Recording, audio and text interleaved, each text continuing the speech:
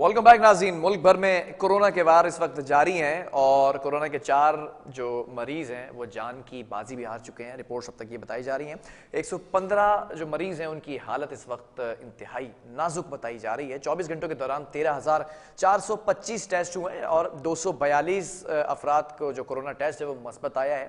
NIH की जानिब से ये आदाद शुमार बताए गए हैं। कौमी इदारे सेहत ने भी जो है वो कुछ चीज़ें वाज़ेह की हैं। इस पर बात करेंगे कि एक बार फिर कोरोना फैलता हुआ नज़र आ रहा है। हमने देखा पहली, दूसरी, तीसरी, चौथी, पाँचवीं लहर तक हमने मुकाबला किया कोरोना का। हमारे मेडिकल स्टाफ ने, पैरामेडिक्स ने और हमारी लॉ इन्फोर्समेंट एजेंसीज़ ने, फिर NCOC ने बड़ा किरदार अदा किया। ये तमाम चीज़ें जिस तरह से जो है वो काउंटर किया गया और अब दोबारा हम देख रहे हैं कि वो चीज़ें आउट ऑफ कंट्रोल होती नज़र आ रही हैं। अब सैलाबी जो सूरत हाल है, सैलाबी कैफियत है, तो उसके बाद भी हम देख रहे हैं कि बीमारियां जन्म ले रही हैं। मेडिकल कैंप्स भी लगे हुए हैं मुख्तलिफ NGOs की जानिब से, पाक एयरफोर्स की जानिब से, अफवाद की जानिब से, हुकूमती सतह की जानिब से। कैसे काबू पाया जाएगा मुल्की सतह पर अगर बात की जाए, हुकूमती सतह पर भी? हमारे साथ इस वक्त प्रोफेसर डॉक्टर सईद खान साहब मौजूद हैं। प्रोफेसर साहब, बहुत शुक्रिया, आप हमेशा प्रोग्राम के लिए वक्त निकालते हैं और लोगों तक जो आगाही है वो पहुंचाते हैं। बड़ा किरदार है आपका इस तमाम चीज़ को कंट्रोल करने में भी, और आप की जो सजेशंस होती हैं उससे लोग मुस्तफ़ीद भी होते हैं, इस्तिफ़ादा हासिल करते हैं। जानना ये चाहूँगा, कोरोना के जो केसेस हैं बढ़ते चले जा रहे हैं, कोई ख़ास वजह है क्या?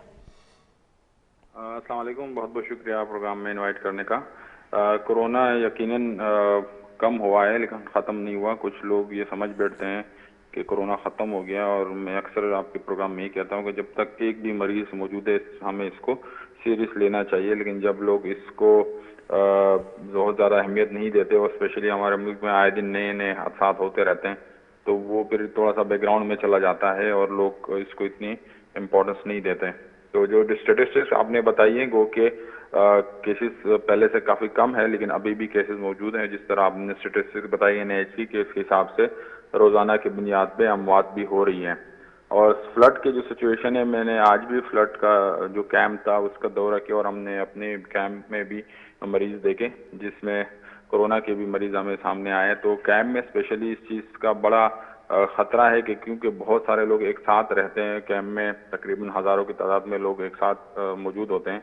तो ये काफ़ी खदशे वाली बात है कि अगर उसमें कोई पॉजिटिव बंदा होगा तो बहुत सारे लोगों को वो कोरोना फैल सकता है। तो इस बात की बहुत ज़रूरत है कि कोरोना को अभी भी सीरियस लिया जाए। वैक्सीनेशन की कैंपेन जिस तरह चल रही है, गवर्नमेंट ने काफ़ी अच्छी कैंपेन चलाई है, उसको जारी सारी रखें।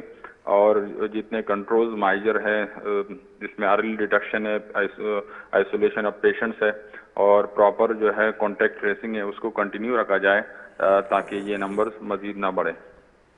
ठीक है डॉक्टर साहब, ये भी जानना चाहूँगा, हमने पहले भी ये गुफ्तगू की है, मैं चाहूँगा उस गुफ्तगू के ऊपर मजीद रोशनी डाली जाए। फर्स्ट डोज थी, सेकंड डोज थी, फिर उसके बाद बूस्टर शॉट्स आए, फिर सेकंड बूस्टर्स तक भी हम पहुँच गए थे। अब जो लोग वैक्सीनेटेड हैं, मैक्सिमम लेवल तक वैक्सीनेटेड हैं, क्या उनको भी खतरात लाहक हो सकते हैं कोरोना के? यकीनन कोरोना जिस तरह एक मूविंग खतरा है या तब्दील शुदा शक्ल इसकी आती रहती है, तो वक्त के साथ साथ वैक्सीन जो है वो हमारे पास उतनी अपडेट नहीं हो रही। तो इस वजह से ज़रूरी है कि बूस्टर डोज की हमें ज़रूरत पेश आएगी, क्योंकि जो नए वेरिएंट्स है वो पिछले वैक्सीन को काबू पा लेते हैं, और उस पर पिछली वैक्सीन इतनी मुअस्सर नहीं रहती, स्पेशली अगर वैक्सीन लगाए हुए काफ़ी टाइम हुआ हो। क्योंकि इसमें जो एंटीबॉडीज, न्यूट्रलाइजिंग एंटीबॉडी का एक टेक्निकल टर्मिनोलॉजी है कि न्यूट्रलाइजिंग एंटीबॉडीज इफेक्टिव होती हैं, और न्यूट्रलाइजिंग एंटीबॉडी तब होगी जब हमारे पास वैक्सीन नहीं मौजूद हो। अच्छा डॉक्टर साहब, एक और सवाल है, सैलाब से जो मुतासरीन हैं और सैलाबी सूरत हाल जिन इलाकों के अंदर, वहाँ वबाई अमराज दोबारा से फैलते हुए नज़र आ रहे हैं, नई नई बीमारियां जन्म लेती नज़र आ रही हैं। अगर पुरानी बीमारियों की बात की जाए, हैज़ा बड़ा कॉमन हो चुका है, डेंगू बड़ा तेज़ी से फैल रहा है, मुख्तलिफ बीमारियां हैं। इन तमाम बीमारियों को कैसे काउंटर करेंगे इस आफतज़दा माहौल के अंदर? ये बहुत बड़ा एक सीरियस फैक्टर है कि यहाँ पे स्पेशली आलूदा पानी और खुराक की वजह से बीमारियां बहुत ज़्यादा फैल रही हैं।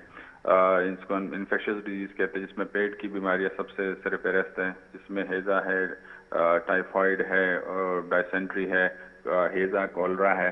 तो ये बीमारियां बहुत तेज़ी से फैल रही हैं। इसी तरह جو حشرات کے ذریعے بیماریاں پھیل رہی جس کو ڈینگی ملیریا اس میں سرپرست ہے وہ مچھر کے زیادہ افزائش کی وجہ سے بیماریاں پھیل رہی کیونکہ پانی میں بہت زیادہ مچھر افزائش کر رہے ہیں. اور نیکسٹ جو بیماریاں ہیں وہ جو وائرسز کے ذریعے پھیل رہی ہیں کیونکہ کچھ جگہوں پہ ایسا ہے کہ ٹراما کیسز آتے ہیں ان کو بلڈ چڑھانا ہوتا ہے اور بلڈ جو ہے اچھی طرح وہ اس کی اسکریننگ نہیں ہو پاتی. ایمرجنسی میں جو بلڈ چڑھایا جاتا ہے تو اس کی وجہ سے پھر ہیپیٹائٹس جیسے بیماریاں وہ پھیل سکتی ہیں. اس طرح کھانے پینے کی وجہ سے بھی کچھ ہیپیٹائٹس اے ہے جس طرح اور ای ہے یہ کھانے پینے یا آلودہ پانی کے پینے یا کھانے کے استعمال سے پھیلتی ہیں.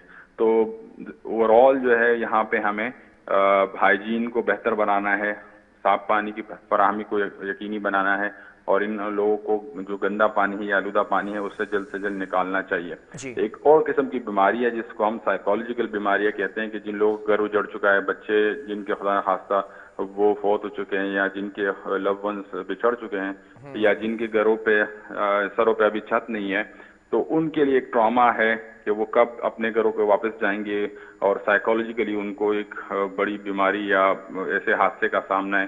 تو ان کے لیے ضروری کہ ہمارے جتنے بھی لوگ ہیں ان کے جلد سے جلد بحالی کے لیے اقدامات کریں, گورنمنٹ لیول پہ بھی اور عوام اپنے لیول پہ بھی, جس طرح کافی لوگ آلریڈی کنٹریبیوٹ کر رہے ہیں, تو جلد سے جلد ان کا خیال رکھیں کہ وہ جلد سے جلد یہ ان حالات سے باہر نکل سکے.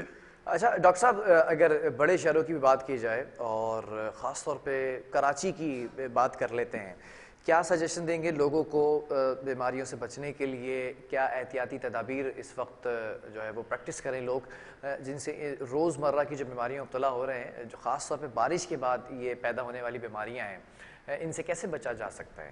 اس وقت ٹاپ لیول پہ جو بیماری اس وقت پھیل رہی ہے کراچی میں اسپیشلی وہ ہے مچھروں کے ذریعے پھیلنے والی بیماری جس میں ڈینگی اور ملیریا سرپرست ہے. تو اس کے بچنے کے لیے بالکل آسان طریقہ یہ ہے کہ 2-4 کام انڈیویجول لیول پہ کیے جائیں, مطلب ہم اپنے آپ کو مچھروں سے بچائیں. اس کے لیے ضروری ہے کہ ہم ذاتی طور پہ مطلب پورے آستینوں والے کپڑوں کا استعمال کریں, گھروں پہ جالیاں لگائیں اور پانی کو کڑا نہ ہونے دیں.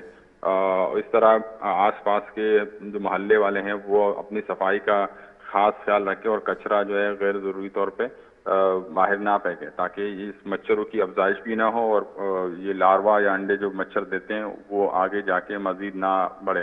اسی طرح پانی, کیونکہ صاف پانی میں سیویج کا پانی شامل ہو جاتا ہے اور اکثر نلکے میں گندا پانی آتا ہے, تو پانی لازمی صاف پئیں. اور اس کے لیے ضروری اگر منرل واٹر نہیں ہے تو گھر کے پانی کو صاف کرنے کے لیے کم سے کم اس کو بوائل کر کے پیا جائے تاکہ پیٹ کی جتنا بھی بیماریاں ہیں اس سے بچ سکیں. کہ اس وقت ہیضے یا پیٹ کی بیماریوں کے کافی زیادہ کیسز رپورٹ ہو رہے ہیں.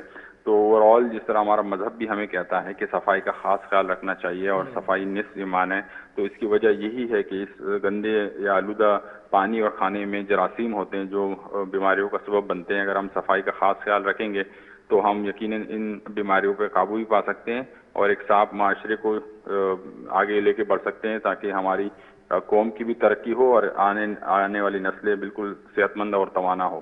ٹھیک ہے ڈاکٹر صاحب, بہت شکریہ آپ کے اس قیمتی وقت کا اور آپ کے ان سجیشنز کا.